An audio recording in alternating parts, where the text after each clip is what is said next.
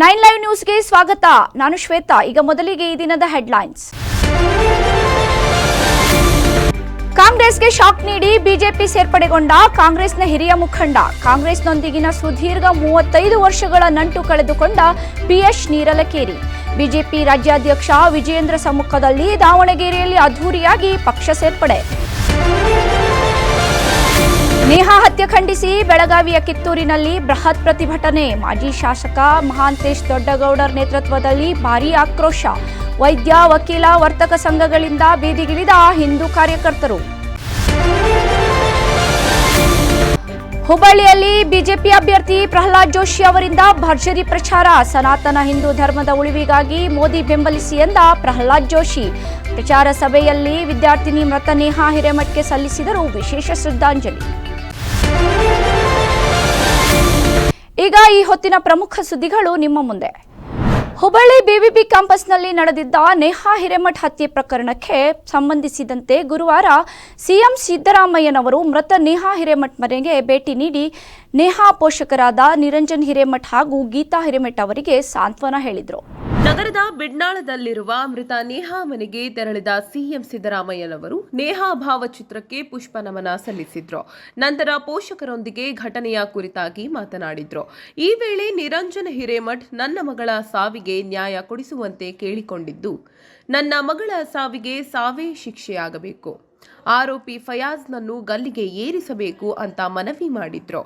ಆದರೆ ನನಗೊಂದು ಬೇಡಿಕೆ ಏನಂದ್ರೆ, ಇದನ್ನ ಈಗ ಕೇಂದ್ರ ಉಸ್ತುವಾರಿ ನಮ್ಮ ರಾಜ್ಯದ ಸುರ್ಜೇವಾಲಾಜಿ ನಿನ್ನೆ ಬಂದು ಬ್ರೀಫ್ ಆಗಿ ಈ ಪ್ರಕರಣ ಯಾವ ರೀತಿ ಭೇದಿಸಬೇಕು ಎಲ್ಲ ತಮಗೆ ಮಾಧ್ಯಮ ಮುಖಾಂತರ ಹೇಳಿದ್ದಾರೆ, ನಮಗೂ ಕೂಡ ಹೇಳಿದ್ದಾರೆ.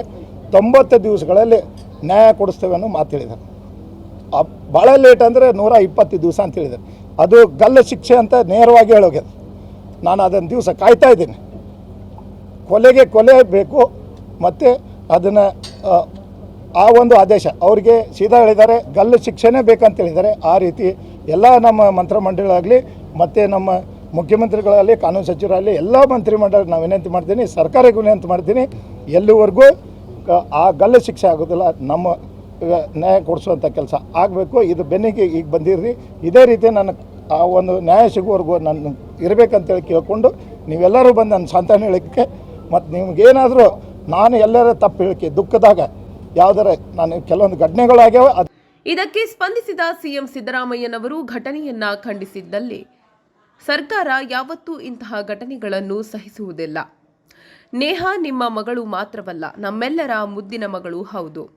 ಮುಂದೆ ಇಂತಹ ಘಟನೆಗಳು ನಡೆಯದಂತೆ ಕಾನೂನು ಸುವ್ಯವಸ್ಥೆಗೆ ಸುಧಾರಣೆ ತರಲಾಗುತ್ತದೆ. ದುಷ್ಕರ್ಮಿಗೆ ಶಿಕ್ಷೆ ಕೊಡಿಸುವ ಸಲುವಾಗಿ ವಿಶೇಷ ನ್ಯಾಯಾಲಯ ಸ್ಥಾಪಿಸಿ ತ್ವರಿತ ವಿಚಾರಣೆ ಮಾಡುವ ಮೂಲಕ ಸರ್ಕಾರದಿಂದ ನ್ಯಾಯ ಒದಗಿಸಲಾಗುವುದು ಎಂದು ಭರವಸೆ ನೀಡಿದ್ರು. ನಾವು ಅವ್ರಿಗೆ ಸಾಂತ್ವನ ಹೇಳಕ್ಕೆ ಬಂದಿದ್ದೀನಿ. ಸೊ ಅವರಿಗೆ ಧೈರ್ಯ ತುಂಬತಕ್ಕಂಥ ಕೆಲಸ ಮಾಡಿದ್ದೀವಿ. ಈಗ ಅವ್ರ ಜೊತೆ ನಾವು ಇರ್ತೀವಿ. ಅವರಿಗೆ ಆ ಹೆಣ್ಮಗಳು ನೇಹಾ, ಆ ಹೆಣ್ಮಗಳ ಆತ್ಮಕ್ಕೆ ಶಾಂತಿ ದೊರಕಲಿ ಅಂತೇಳಿ ಪ್ರಾರ್ಥನೆ ಮಾಡ್ತೀನಿ.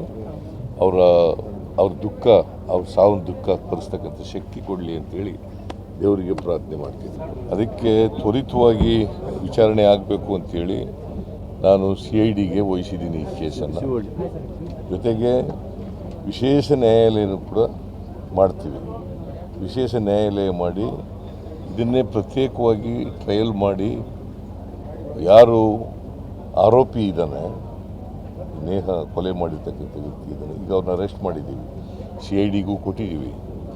ಅವ್ರನ್ನ ಆದಷ್ಟು ತೀವ್ರವಾಗಿ ತ್ವರಿತವಾಗಿ ಅವರಿಗೆ ಶಿಕ್ಷೆ ಕೊಡಿಸ್ತಕ್ಕಂಥ ಮ್ಯಾಕ್ಸಿಮಮ್ ಇಂಡಿಯನ್ ಪೀನಲ್ ಕೋಡ್ನಲ್ಲಿ ಏನು ಶಿಕ್ಷೆ ಇದೆ ಆ ಶಿಕ್ಷೆ ಕೊಡಿಸಲಿಕ್ಕೆ ಪ್ರಯತ್ನವನ್ನು ಮಾಡ್ತೀವಿ. ಈ ಸಂದರ್ಭದಲ್ಲಿ ಕಾನೂನು ಮತ್ತು ಸಂಸದೀಯ ವ್ಯವಹಾರಗಳ ಸಚಿವರಾದ HK ಪಾಟೀಲ್, ಜಿಲ್ಲಾ ಉಸ್ತುವಾರಿ ಸಚಿವರಾದ ಸಂತೋಷ್ ಲಾಡ್, ಮಾಜಿ ಸಚಿವರಾದ AM ಹಿಂಡಸಗೇರಿ, ರಾಷ್ಟ್ರೀಯ ಯುವ ಮಂಚ್ ಅಧ್ಯಕ್ಷರಾದ ಮಹೇಂದ್ರ ಸಿಂಘಿ, ಪಾಲಿಕೆ ಮಾಜಿ ಸದಸ್ಯರು, KPCC ಸದಸ್ಯರಾದ ಮೋಹನ್ ಅಸುಂಡಿ ಅವರು ಸೇರಿದಂತೆ ಮೊದಲಾದವರು ಉಪಸ್ಥಿತರಿದ್ದರು.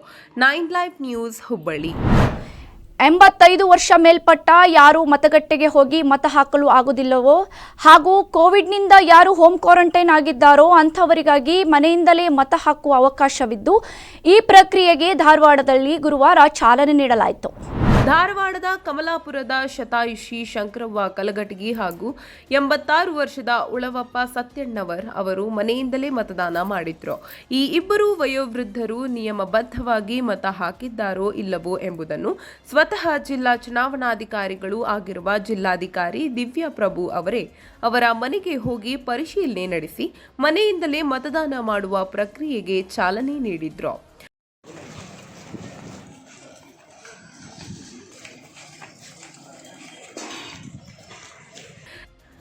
ನಂತರ ಮಾಹಿತಿ ನೀಡಿದ ಜಿಲ್ಲಾಧಿಕಾರಿ ದಿವ್ಯಾ ಪ್ರಭು, ಧಾರವಾಡ ಜಿಲ್ಲೆಯಲ್ಲಿ 1404 ಜನ ವಯೋವೃದ್ಧರು ಮನೆಯಿಂದಲೇ ಮತ ಹಾಕಲು ಇಚ್ಛಿಸಿದ್ದಾರೆ. ಅವರಿಗೆ ನಾವು ಈಗಾಗಲೇ ಅರ್ಜಿ ಫಾರ್ಮ್ಗಳನ್ನು ನೀಡಿದ್ದು, ಅವರು ಕ್ರಮಬದ್ಧವಾಗಿ ಅರ್ಜಿ ನಮೂನೆ ಭರ್ತಿ ಮಾಡಿದ್ದಾರೋ ಇಲ್ಲವೋ ಎಂಬುದನ್ನು ಪರಿಶೀಲಿಸಿ ಮತ ಹಾಕಿಸಿಕೊಳ್ಳಲು ಜಿಲ್ಲೆಯಾದ್ಯಂತ 90 ತಂಡಗಳನ್ನು ರಚನೆ ಮಾಡಿದ್ದೇವೆ. ಈ ತಂಡದ ಸದಸ್ಯರು ಅವರ ಮನೆಗಳಿಗೆ ಹೋಗಿ ನಿಯಮಬದ್ಧವಾಗಿ ಮತ ಹಾಕಿಸುವ ಕೆಲಸ ಮಾಡುತ್ತಾರೆ ಎಂದ್ರು. ಎಲ್ಲರಿಗೂ ನಮಸ್ಕಾರ. ಈಗ ಮನೆ ವೋಟಿಂಗ್ಗೆ AVSC ಅಂತ 85+ ಇಯರ್ಸ್ ಇರುವವರು ಹಾಗೂ ಅಂಗವಿಕಲರು AVPD ಅಂತ ಕರಿತೀವಿ ಅವರಿಗೆ, ಹಾಗೂ ಕೋವಿಡ್ ಇಂದ ಮನೆಯಲ್ಲಿ ಹೋಮ್ ಕ್ವಾರಂಟೈನ್ ಇರುವವರು, ಈ 3 ಜನಕ್ಕೂ ಸಹ ಕ್ಯಾಟಗರಿಗೆ ಮನೆಯಿಂದಲೇ ವೋಟ್ ಮಾಡುವ ಅವಕಾಶ ಕಲ್ಪಿಸಲಾಗಿದೆ. ಈ ಸಂದರ್ಭದಲ್ಲಿ ಜಿಲ್ಲಾಧಿಕಾರಿಗಳೊಂದಿಗೆ ಉಪವಿಭಾಗಾಧಿಕಾರಿಗಳು, ತಹಸೀಲ್ದಾರರು ಹಾಗೂ ವಿವಿಧ ಹಂತದ ಅಧಿಕಾರಿಗಳು ಉಪಸ್ಥಿತರಿದ್ದರು. 9 ಲೈವ್ ನ್ಯೂಸ್ ಧಾರವಾಡ. ಕಾಂಗ್ರೆಸ್ ಪಕ್ಷದಲ್ಲಿ 35 ವರ್ಷಗಳ ಕಾಲ ಸುದೀರ್ಘ ಸೇವೆ ಸಲ್ಲಿಸಿದ್ದ ಕಾಂಗ್ರೆಸ್ ಮುಖಂಡ ಹಾಗೂ ಹೈಕೋರ್ಟ್ ವಕೀಲರಾದ PS ನೀರಲಕೇರಿ ಅವರು ಗುರುವಾರ ಬಿಜೆಪಿ ರಾಜ್ಯಾಧ್ಯಕ್ಷ BY ವಿಜಯೇಂದ್ರ ಸಮ್ಮುಖದಲ್ಲಿ ಅಧಿಕೃತವಾಗಿ ಬಿಜೆಪಿ ಸೇರ್ಪಡೆಯಾದರು. ದಾವಣಗೆರೆಯಲ್ಲಿ ಗುರುವಾರ ನಡೆದ ಪತ್ರಿಕಾಗೋಷ್ಠಿಯಲ್ಲಿ ಪಕ್ಷದ ಶಾಲನ್ನು ಹಾಕುವ ಮೂಲಕ ರಾಜ್ಯಾಧ್ಯಕ್ಷ ವಿಜಯೇಂದ್ರ ಅವರು ನೀರಲಕೇರಿ ಅವರನ್ನು ಪಕ್ಷಕ್ಕೆ ಬರಮಾಡಿಕೊಂಡರು. ಈ ವೇಳೆ ಮಾತನಾಡಿದ PH ನೀರಲಕೇರಿ ಅವರು, ದೇಶದಲ್ಲಿ ಶಾಂತಿ, ಸುರಕ್ಷತೆ ಹಾಗೂ ಸುಭದ್ರ ಆಡಳಿತಕ್ಕೆ ಪ್ರಧಾನಿ ನರೇಂದ್ರ ಮೋದಿ ನೇತೃತ್ವದ ಸರ್ಕಾರ ಅನಿವಾರ್ಯವಾಗಿದೆ. ವಿಕಸಿತ ಭಾರತದ ಕನಸನ್ನು ನನಸಾಗಿಸಲು ಶ್ರಮಿಸುತ್ತಿರುವ ಪ್ರಧಾನಿ ಮೋದಿ ಪರಿವಾರಕ್ಕೆ ನಾನು ಸೇರ್ಪಡೆಯಾಗಿರುವುದು ಖುಷಿ ತಂದಿದೆ ಎಂದರು. ಈ ಸಂದರ್ಭದಲ್ಲಿ ದಾವಣಗೆರೆ ಲೋಕಸಭಾ ಕ್ಷೇತ್ರದ ಮಾಜಿ ಸಂಸದರಾದ GM Siddeshwara, N Rajashekhar, legal cell ರಾಜ್ಯಾಧ್ಯಕ್ಷ ಸಮಿತಿ ಸದಸ್ಯರು AC ರಾಘವೇಂದ್ರ ಸೇರಿದಂತೆ ಅನೇಕರಿದ್ದರು. 9 ಲೈವ್ ನ್ಯೂಸ್ ದಾವಣಗೆರೆ. ಹುಬ್ಬಳ್ಳಿಯ ಉಣಕಲ್ನಲ್ಲಿ ಆಯೋಜಿಸಲಾಗಿದ್ದ ಬಿಜೆಪಿ ಪ್ರಚಾರ ಸಭೆಯಲ್ಲಿ ಹತ್ಯೆಗೀಡಾದ ನೇಹಾ ಹಿರೇಮಠ್ ಪ್ರಕರಣವನ್ನು ಖಂಡಿಸಿದ್ದಲ್ಲದೆ ನೇಹಾ ಹಿರೇಮಠ್ ಅವರಿಗೆ ಶ್ರದ್ಧಾಂಜಲಿ ಸಲ್ಲಿಸಲಾಯಿತು. ಈ ವೇಳೆ ಮಾತನಾಡಿದ ಬಿಜೆಪಿ ಲೋಕಾಭ್ಯರ್ಥಿಯೂ ಆಗಿರುವ ಕೇಂದ್ರ ಸಚಿವ ಪ್ರಹ್ಲಾದ್ ಜೋಶಿ ಅವರು, ಮತಾಂತರದಂತಹ ಅಹಿತಕರ ಚಟುವಟಿಕೆಗಳಿಂದ ಹಿಂದೂ ಮಹಿಳೆಯರನ್ನು ರಕ್ಷಿಸುವ ಕಾರ್ಯ ಅವಶ್ಯಕವಾಗಿದೆ. ಇದಕ್ಕಾಗಿ ಮತ್ತೆ ಮೋದಿ ಸರ್ಕಾರ ಅಧಿಕಾರಕ್ಕೆ ಬರಲೇಬೇಕಿದೆ ಎಂದು ಹೇಳಿದರು. ಇದೇ ವೇಳೆ ಹುಬ್ಬಳ್ಳಿ ಧಾರವಾಡ ಸೆಂಟ್ರಲ್ ಕ್ಷೇತ್ರದ ಶಾಸಕ ಮಹೇಶ್ ತೆಂಗಿನಕಾಯಿ ಮೋದಿ ಕೈಬಲ ಪಡಿಸುವಂತೆ ನೆರೆದಿದ್ದವರಿಗೆ ಕೋರಿದರು.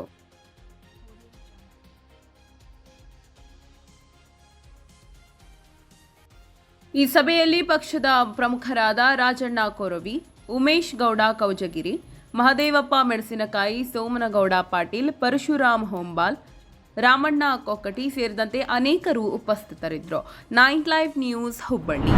ಸುದ್ದಿ ಮುಂದುವರಿಯುತ್ತದೆ, ಅದಕ್ಕೂ ಮುನ್ನ ಚಿಕ್ಕದೊಂದು ಬ್ರೇಕ್.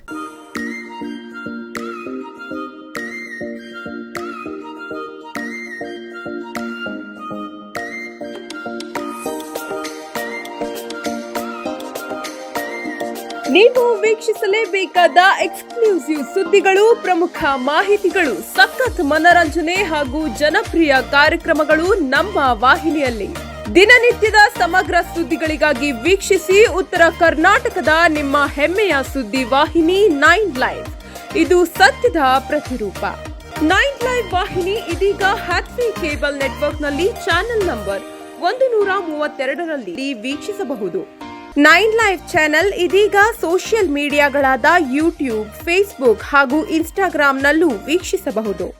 7 ಸ್ವರವು ಸೇರಿ 7 ಬಣ್ಣ ಸೇರಿ 7 ಗಂಟೆಯೊಳಗೆ ಹಾಲು ಸಿಹಿಯುವಾಯಿತು. ನಮ್ಮ ಡೈರಿಯ ಸಮೃದ್ಧ ಹಾಲು 7 ಗಂಟೆಗಳಲ್ಲಿ 300ಕ್ಕೂ ಹೆಚ್ಚು ಸ್ವಾದಿಷ್ಟ ಸಿಹಿಯಾಗಿ ನಿಮ್ಮ ಮುಂದೆ. India Sweet House, traditionally crafted organic delicacies. ಮೊಟ್ಟ ಮೊದಲ ಬಾರಿಗೆ ನಿಮ್ಮ 9 ಲೈವ್ ವಾಹಿನಿಯಲ್ಲಿ ವಿಭಿನ್ನ ಕಾರ್ಯಕ್ರಮಗಳ ಅನಾವರಣ. ರುಚಿ ಶುಚಿ ಅಡುಗೆ ಮಾಡೋ ಹವ್ಯಾಸ ನಿಮ್ಮದಾಗಿದ್ದರೆ ನಾವು ನಿಮಗೆ ಒದಗಿಸುತ್ತಿದ್ದೇವೆ ಅದ್ಭುತ ವೇದಿಕೆ. ಹೊಸ ಅಡುಗೆ ಮಾಡುವ ಹವ್ಯಾಸ ಹೊಂದಿದ ಮಹಿಳೆಯರಿಗಾಗಿ ಇಲ್ಲಿದೆ ರುಚಿ ಶುಚಿ ಕಾರ್ಯಕ್ರಮ. ಆಸಕ್ತ ಮಹಿಳೆಯರು ಕೂಡಲೇ ಸಂಪರ್ಕಿಸಿ ಮೊಬೈಲ್ ನಂಬರ್ 8277833999. ಹಲೋ ಹಾಯ್ ನಮಸ್ಕಾರ. 9 ಲೈವ್ನಿಂದ ಡಾಕ್ಟರ್ ವೆಂಕಟೇಶ್ ಮಾತಾಡ್ತಾ ಇದ್ದೀನಿ.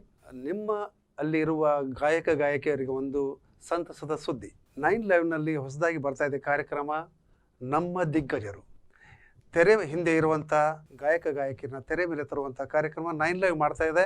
ನಿಮ್ಮಲ್ಲಿ ಯಾರಾದರೂ ಸಂಗೀತವನ್ನು ಅಂದರೆ ಹಾಡುಗಾರರು ಇದ್ದರೆ ನಮ್ಮ ಚಾನಲ್ಗೆ ಫೋನ್ ಮಾಡಿಬಿಟ್ಟು ನಿಮ್ಮ ಹೆಸರುಗಳನ್ನ ನೋಂದಾಯಿಸಿ. ನಮ್ಮ ದಿಗ್ಗಜರು ಕಾರ್ಯಕ್ರಮ. ಎಲ್ಲರಿಗೂ ಸ್ವಾಗತ. ನಿಮ್ಮ ಒಡವೆಯನ್ನ ಬೇರೆ ಕಡೆ ಅಡ ಇಟ್ಟು ಬಡ್ಡಿ ಕಟ್ಟಿ ಸಾಕಾಗಿದೆಯಾ?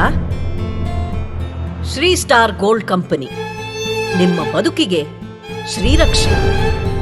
ಕೊರೋನಾ ಕಷ್ಟದಲ್ಲಿ ನೊಂದವರ ಕೈ ಹಿಡಿದಿದ್ದು ಶ್ರೀ ಸ್ಟಾರ್ ಗೋಲ್ಡ್. ಅದೇ ಬಡ್ಡಿ ಖುಷಿಯಾಗಿ ಕಟ್ಟಿ ಬಂಗಾರವಾಗಿ ಬದಲಾಯಿಸ್ಕೊಳ್ಳಿ. ಕಷ್ಟನೂ ನೀಗುತ್ತೆ, ಬಂಗಾರನೂ ಉಳಿಯುತ್ತೆ.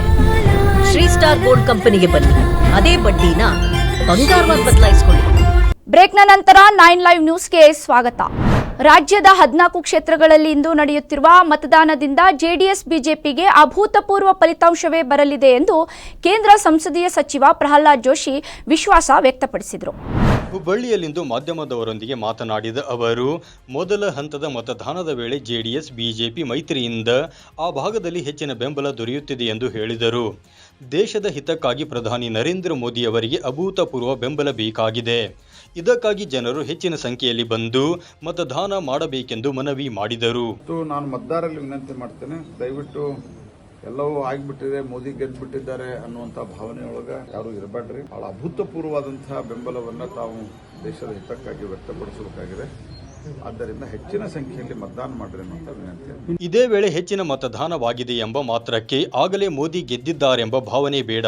ಮೈತ್ರಿ ಪಕ್ಷದ ಕಾರ್ಯಕರ್ತರು ಮತ್ತು ಬೆಂಬಲಿಗರು ಮತದಾರರು ಮನೆಯಲ್ಲಿ ಕೂರದೆ ಅತಿ ಹೆಚ್ಚು ಮತದಾನ ನಡೆಯುವಂತೆ ನೋಡಿಕೊಳ್ಳಬೇಕೆಂದು ಜೋಶಿ ಕರೆ ನೀಡಿದರು. 9 ಲೈವ್ ನ್ಯೂಸ್, ಹುಬ್ಬಳ್ಳಿ.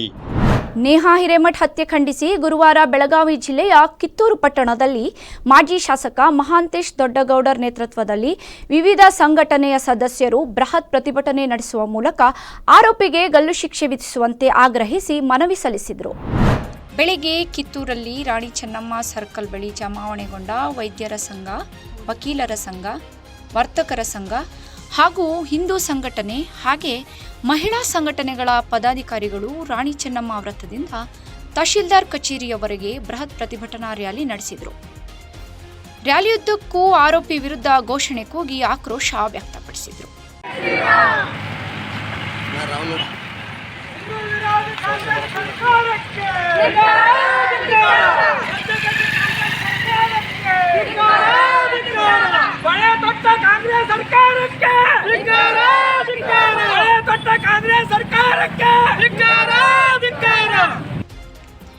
ಇನ್ನು ಪ್ರತಿಭಟನೆ ನಿರತರು ಕೃತ್ಯ ಎಸಗಿದ ಫಯಾಜ್ನನ್ನು ಕೂಡಲೇ ಗಲ್ಲಿಗೇರಿಸಬೇಕು, ನೇಹಾ ಸಾವಿಗೆ ಶೀಘ್ರದಲ್ಲಿಯೇ ನ್ಯಾಯ ಒದಗಿಸಬೇಕು ಎಂದು ಆಗ್ರಹಿಸಿ ತಹಶೀಲ್ದಾರ್ ಮೂಲಕ ಗೃಹ ಸಚಿವರಿಗೆ ಮನವಿ ಸಲ್ಲಿಸಿದರು. 9 ಲೈವ್ ನ್ಯೂಸ್, ಕಿತ್ತೂರು. ಭಾರತೀಯ ಜನತಾ ಪಕ್ಷ ಕೇಂದ್ರದಲ್ಲಿ ಅಧಿಕಾರಕ್ಕೆ ಬಂದರೆ ಮುಸ್ಲಿಂ ಮೀಸಲಾತಿ ರದ್ದು ಮಾಡಲಾಗುವುದು ಎಂದು ವಿಜಯಪುರ ಶಾಸಕ ಹಾಗೂ ಭಾರತೀಯ ಜನತಾ ಪಕ್ಷದ ಹಿರಿಯ ನಾಯಕ ಬಸವನಗೌಡ ಪಾಟೀಲ್ ಯತ್ನಾಳ್ ಹೇಳಿದರು. ಮುಂಜಾನೆ 6 ಗಂಟೆಗೆ ಬೆಂಗಳೂರು ನಗರದಲ್ಲಿ ನೋಡಿದೆ, ಇವತ್ತು ಜನ ಬಂದು ಮತದಾನ ಮಾಡ್ತಾಯಿದ್ದಾರೆ. ಅಂದರೆ ಜನರಲ್ಲಿ ಜಾಗೃತಿ ಬಂದಿದೆ. ಈ ಸಲ ಬೆಂಗಳೂರು ಆ ಕಡೆ ಏನು 14 ಲೋಕಸಭೆಗಳದಾವು, ಹೆಚ್ಚಿನ ಮತದಾನ ಆಗುವಂಥ ಎಲ್ಲ ಆಶಾಭಾವನೆ ನಾವು ಹೊಂದಿದ್ದೀವಿ. ಮತ್ತು ಅದು BJP ಪರವಾಗಿಯೇ ಏನು ನರೇಂದ್ರ ಮೋದಿ ರ್ಯಾಲಿ ಇದೆ, ಆ ಹಿನ್ನೆಲೆಯಲ್ಲಿ ಮತದಾನ ಹೆಚ್ಚಾಗ್ತಾಯಿದೆ.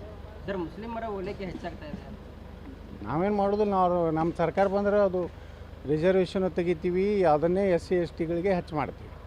ಏನೇನೋ ಹೇಳಿ ಬ್ಯಾಗ ಅದೇ ಮುಸ್ಲಿಂ ಒಂದು ಮಹಿಳೆದಾಗಿದ್ದರೆ ರಾಹುಲ್ ಗಾಂಧಿ, ಪ್ರಿಯಾಂಕಾ, ಸಿದ್ದರಾಮಯ್ಯ, DK ಶಿವಕುಮಾರ್ ಇಲ್ಲಿ ಬಂದು ಕಣ್ಣೀರು ಹಾಕ್ತಿದ್ರು. ಒಬ್ಬ ಹಿಂದೂ ಹೆಣ್ಮಗಳ ಮೇಲೆ ಅತ್ಯಾಚಾರ 1 ವಾರ 8 ದಿವಸ ಮೇಲೆ ಇಲ್ಲಿ ಬರ್ತಾಯಿದ್ದಾರೆ.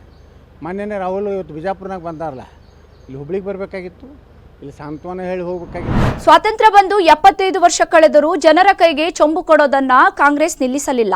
ಪರಿಣಾಮ ಜನರು ಕಾಂಗ್ರೆಸ್ಸಿಗರ ಕೈಗೆ ಚೊಂಬು ಕೊಡುತ್ತಾ ಬಂದರು ಎಂದು ಕೇಂದ್ರ ಸಚಿವ ಪ್ರಹ್ಲಾದ್ ಜೋಶಿ ಲೇವಡಿ ಮಾಡಿದರು. ಹುಬ್ಬಳ್ಳಿಯಲ್ಲಿಂದು ಮಾಧ್ಯಮದವರೊಂದಿಗೆ ಮಾತನಾಡಿ ಕಾಂಗ್ರೆಸ್ಸಿಗರಿಗೆ ಚಂಬು ಹಿಡಿದು ಅಡ್ಡಾಡೋದು ಅಭ್ಯಾಸವಾಗಿದೆ ಎಂದು ಟೀಕಿಸಿದರು. ನರೇಂದ್ರ ಮೋದಿ ಅವರು ಪ್ರಧಾನಿಯಾದ ಮೇಲೆ ದೇಶದಲ್ಲಿ 14 ಕೋಟಿಗೂ ಅಧಿಕ ಶೌಚಗೃಹ ನಿರ್ಮಿಸಿ ಜನರು ಕೈಯಲ್ಲಿ ಚಂಬು ಹಿಡಿಯೋದನ್ನು ನಿಲ್ಲಿಸಿದ್ದಾರೆಂದು ಜೋಶಿ ತೀಕ್ಷ್ಣ ಪ್ರತಿಕ್ರಿಯೆ ನೀಡಿದರು. ಅಲ್ಲದೆ ಯುಪಿಎ ಅವಧಿಯಲ್ಲಿ 12 ಲಕ್ಷ ಕೋಟಿ ಭ್ರಷ್ಟಾಚಾರ ನಡೆಸಿ ದೇಶದ ಪ್ರತಿಯೊಬ್ಬರ ಕೈಗೂ ಚಂಬು ಕೊಟ್ಟಿದ್ದಾರೆ. ಸಂವಿಧಾನ ಶಿಲ್ಪಿ ಅಂಬೇಡ್ಕರ್ ಅವರನ್ನು ಸೋಲಿಸಿದ್ದಲ್ಲದೆ ಅವರ ವಿರುದ್ಧ ಗೆದ್ದವರಿಗೆ ಪದ್ಮ ವಿಭೂಷಣ ಕೊಟ್ಟು ಸತ್ಕರಿಸುವ ಮೂಲಕ ದಲಿತರ ಕೈಗೆ ಚಂಬು ಕೊಟ್ಟವರು ಕಾಂಗ್ರೆಸ್ಸಿಗರು ಎಂದು ಸಚಿವ ಜೋಶಿ ಹರಿಹಾಯ್ದರು. ನರೇಂದ್ರ ಮೋದಿ ಅವರು ಬಂದ ನಂತರ ಇಡೀ ದೇಶದಲ್ಲಿ 14 ಕೋಟಿಗಿಂತ ಹೆಚ್ಚು ಶೌಚಾಲಯವನ್ನು ಕಟ್ಟಿ ನಾವು ಚಂಬು ನಿಲ್ಲಿಸಿದ್ವಿ. ಕಾಂಗ್ರೆಸ್ ಪಾರ್ಟಿಯವರು ಚಂಬು ತಗೊಂಡು ಅಡ್ಡಾಡ್ತಾ ಇದ್ದಾರೆ.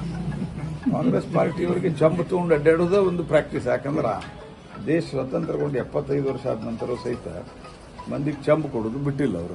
ನಾನು ನಿನ್ನೆನೂ ಹೇಳಿದ್ದೇನೆ, ದೇಶದಲ್ಲಿ ನೀವು ಈ ಚಂಬು ತೋರಿಸಿದ್ರ ಪರಿಣಾಮ ನಿಮ್ಮ ಒಟ್ಟು ಒಂದು ಕಾಲದಲ್ಲಿ 20-25 ರಾಜ್ಯದಲ್ಲಿ ಅಧಿಕಾರದಲ್ಲಿರೋರು ಈಗ 2.5 ರಾಜ್ಯದಲ್ಲಿ ಇದ್ದಾರೆ. ಯಾಕಂದ್ರೆ ಹಿಮಾಚಲ ಪ್ರದೇಶ ಅಗಲಾಡ್ತಿರೋದು ಎಲ್ಲರಿಗೂ ಗೊತ್ತಿದೆ.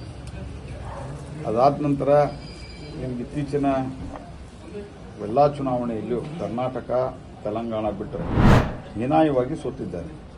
ಚಂಬು ತೋರಿಸಿ ರಾಜಸ್ಥಾನದಲ್ಲಿ ಹೀನಾಯವಾಗಿ ಸೋತರು, ಮಧ್ಯಪ್ರದೇಶದಲ್ಲಿ ಸೋತರು, ಛತ್ತೀಸ್ಗಢದಲ್ಲಿ, ರಾಜಸ್ಥಾನದಲ್ಲಿ ನಿಮ್ಮದೇ ಸರ್ಕಾರ ಇತ್ತು. ನೀವು ಜನರಿಗೆ ಚಂಬು ಕೊಟ್ಟದ್ದಕ್ಕೆ ಮಾಡಿದ್ರು. ಅಲ್ಲದೆ ದೇಶದ ಜನರು ಕಾಂಗ್ರೆಸ್ ಪಕ್ಷವನ್ನು ಹೀನಾಯವಾಗಿ ಸೋಲಿಸಿ ವಿರೋಧ ಪಕ್ಷದ ಸ್ಥಾನದಲ್ಲೂ ಕುಳಿತುಕೊಳ್ಳದಂತೆ ಅವರ ಕೈಗೆ ಚಂಬು ಕೊಟ್ಟಿದ್ದಾರೆ ಅನ್ನೋದನ್ನು ನೆನಪಿನಲ್ಲಿಟ್ಟುಕೊಳ್ಳಬೇಕೆಂದು ಸಚಿವ ಪ್ರಹ್ಲಾದ್ ಜೋಶಿ ಹೇಳಿದರು. 9 ಲೈವ್ ನ್ಯೂಸ್, ಹುಬ್ಬಳ್ಳಿ. ಇವಿಷ್ಟು ಈ ಹೊತ್ತಿನ ಪ್ರಮುಖ ಸುದ್ದಿಗಳು. ನಿರಂತರ ಸುದ್ದಿಗಳಿಗಾಗಿ ನೋಡ್ತಾ ಇರಿ 9 ಲೈವ್ ನ್ಯೂಸ್. ಇದು ಸತ್ಯದ ಪ್ರತಿರೂಪ.